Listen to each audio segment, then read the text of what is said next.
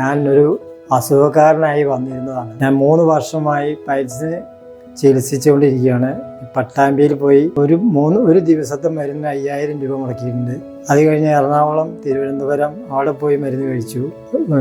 എറണാകുളം പോയിട്ട് 40 ദിവസത്തിന് 10000 രൂപയോളം മരുന്ന് എനിക്ക് ചിലവ് വന്നു.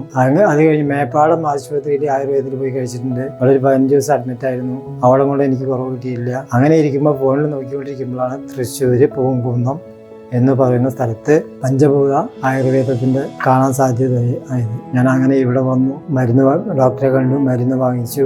15 ദിവസം കഴിച്ചു. എനിക്കിപ്പോൾ ഒരാഴ്ചയായിട്ട് വളരെയധികം സമാധാനം, അങ്ങേയറ്റത്തെ സന്തോഷവും ഉണ്ട് എനിക്ക്. ഞാൻ രണ്ടാമതും മരുന്ന് വാങ്ങി പോകാൻ വേണ്ടി വന്നിരിക്കുകയാണ്.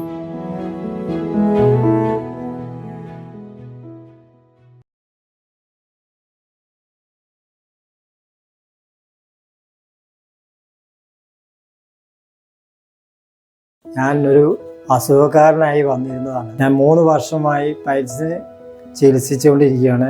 പട്ടാമ്പിയിൽ പോയി ഒരു ദിവസത്തെ മരുന്ന് 5000 രൂപ മുടക്കിയിട്ടുണ്ട്. അത് കഴിഞ്ഞ് എറണാകുളം, തിരുവനന്തപുരം അവിടെ പോയി മരുന്ന് കഴിച്ചു. എറണാകുളം പോയിട്ട് 40 ദിവസത്തിന് 10000 രൂപയോളം മരുന്ന് എനിക്ക് ചിലവ് വന്നു.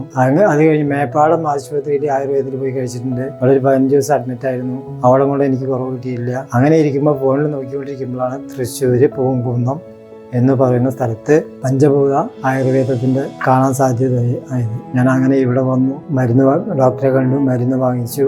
15 ദിവസം കഴിച്ചു. എനിക്കിപ്പോൾ ഒരാഴ്ചയായിട്ട് വളരെയധികം സമാധാനം, അങ്ങേയറ്റത്തെ സന്തോഷവും ഉണ്ട് എനിക്ക്. ഞാൻ രണ്ടാമതും മരുന്ന് വാങ്ങി പോകാൻ വേണ്ടി വന്നിരിക്കുകയാണ്.